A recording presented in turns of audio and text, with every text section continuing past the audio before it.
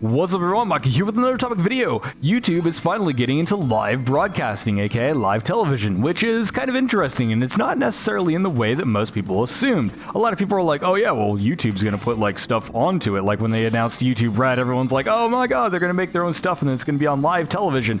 And people thought that YouTube Red was their solution. However, YouTube Red is actually completely separate, although you can watch YouTube Red on this new subscription thing. However, what it actually is they're calling it YouTube TV, and essentially what it does is basically they have a bunch of networks on board, and you're able to watch what you would expect from live television, but on YouTube and YouTube apps, which is kind of interesting. And it might have some more original stuff, such as the Reds, the YouTube Red originals will be on there as well, although not many of them are particularly interesting, but if you are interested in it, there you go. There's some more content for you. Now, let's go ahead and go into the details right off the bat, because there is a blog post I will link in the description from the official YouTube blog that kind of announces it and everything like that. And there's a lot of details we don't know, such as the way that things are going to be scheduled, how many channels are going to be, or if there's even channels to begin with, or if it's just going to be like a station to where there's a certain amount of stuff, but not necessarily a lot of stuff. So, once again, there's a lot of things that we don't necessarily know about it, because they did literally just announce it. However, we do know that basically they have a bunch of people on board, or a bunch of networks on board, including Fox, CBS, the CW, and a bunch of other ones I've never heard of. Sorry, I don't watch television, so you'll probably want to end up checking that out. Oh god, that instantly killed me. You'll probably end up wanting to check out that blog post if you're interested in what networks are on it. However, we also know that there's going to be a few extra features. So basically it is going to be like live television, so it'll be like, oh well, you can watch it at whatever time it's going to be scheduled. However, there is infinite cloud DVR. So basically, if you want to watch a certain programming, you can actually use the DVR and end up watching it at any point in time. Because that's my main problem with live television. Not only do I not watch, anything ever, I also kind of hate the fact that you have to be there at a specific time, and I'm not necessarily a fan of that. I like on-demand type of stuff. So if I'm going to watch something, I'm going to watch it on something like Netflix or something like that, and I really don't. But that is kind of like what I like about that, and I feel like that is one of the big draws, especially since you could like binge a series that you wanted to watch. However, this allows them to actually have, let's say, modern titles on there. There's a lot of things such as, advertisers and things like that, to where they like to line up how they're going to end up funding these shows, and they're like, hey, well, we're going to have everyone watching it at this period in time, which means that everyone is going to have their eyes if they're into that show, which means they have sort of a guaranteed limit on that. So to be like, oh, well, 5 million people tune in for this. That's a ridiculous number, but 5 million people will tune in. That means 5 million people will theoretically see your advertisement, although most people just walk away when the advertisements are going on, but regardless. And that's actually how they're able to kind of like fund those shows, because that makes a lot of money, because it's like, oh, well, 5 million eyes is guaranteed, while something like, let's say, YouTube, to where you're just watching random internet videos, or, let's say my videos, you're going to be looking at it and being like, oh, well, it's going to have like a targeted ad, but it's also not going to guarantee views, such as, ad blockers and things like that. So they're not able to kind of get as much money out of it. And this allows YouTube to kind of get into that market as well. Now, it is kind of small right now. I believe it is at 30 networks large, which means that there's going to be a lot of networks where people are going to be like, oh, well, I want to watch this, and it's not going to be on here. And we don't know how dedicated these networks are going to be either. They could end up just putting up like their sub-series or anything like that. However, I do feel like it is a genuine effort. They probably are going to be throwing on a lot of their more popular titles, because why wouldn't they? And it is actually going to be fairly cheap as well. The currently announced price is $35 a month, which is a lot shorter or a lot smaller than what my mother pays for cable, which is ridiculous. It's like $80 or something like that, like $80 to $90 for everything.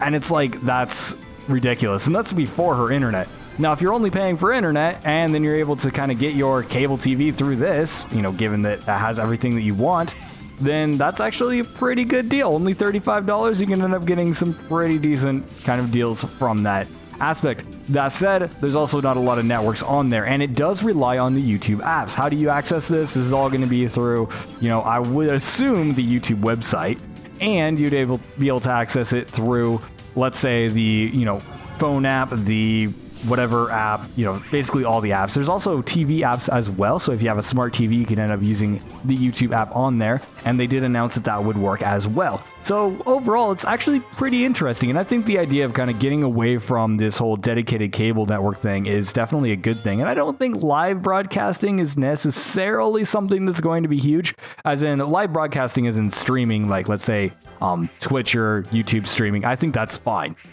But the whole, we're going to be like having a live show at this period of time and it's like a pre-recorded, everything like that. I don't necessarily find that interesting. And I think that's kind of an archaic way of doing things. And so I don't necessarily like that aspect. However, I think it's really interesting that YouTube is actually going in this route and kind of going into this whole market. It's definitely a lot more interesting than what I thought YouTube Red was originally going to be. Everyone was looking at YouTube Red and be like, oh, well, they're just going to have a bunch of originals on there. That's a good idea. Like, it seemed like their solution to kind of competing with that. However, long story short, their actual solution to this competition was to be the competition, which is really, really interesting. So I hope this ends up working out, because I think it would be really super awesome to have an alternative to what people are currently dealing with, which is either watch it on cable or don't watch it at all. And I feel like Netflix has definitely added a really, really cool idea to kind of have this whole network thing where they have certain shows on there for periods of time. However, it doesn't really capture the live moments. And for example, my sister, who watches way too much TV, she's all like, well, yes, it goes on Netflix, but I can't watch the newest ones on Netflix for like 3 weeks, which means that, they want to be able to see all the latest stuff. And this will allow them to actually capture that market that something like Netflix isn't already capturing. And so, yeah, it's really cool. And obviously, I'm not going to be too big into it because I'm not a TV guy. I couldn't care less about TV, and I barely watch YouTube, to be honest. Most of the YouTube stuff that I do watch, it's like when I'm rendering videos or in between other stuff. I don't actually like sit there and watch it constantly. So it's not necessarily something that I'm like super into. I don't watch a lot of things. I play a lot of games. So yeah, it's not necessarily gaming, but it is really interesting nonetheless. And it's kind of like a tech topic more than anything. But I thought it was a really, really cool idea. I like that they're kind of going in that direction. Anyways, thank you guys so much for watching. Make sure to like, comment, and subscribe for more content like this one. The game in the background has been Sonic Lost World. I haven't played this game in forever, so I'm playing it absolutely terribly. It's actually one of the more difficult platformers around.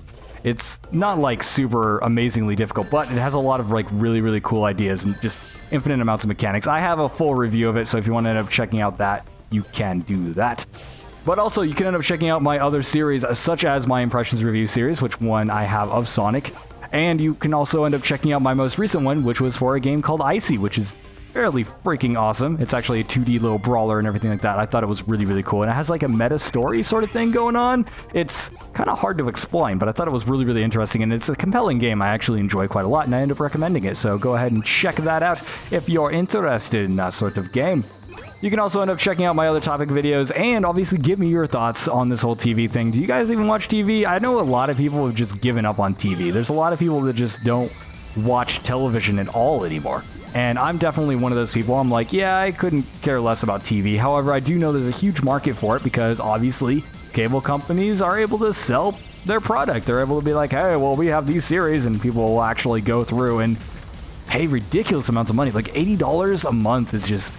that's ridiculous. And that's like a semi-basic kind of, I guess, package. I was like talking with my mother about it because I'm like, hey, you could end up just getting rid of cable and yada yada.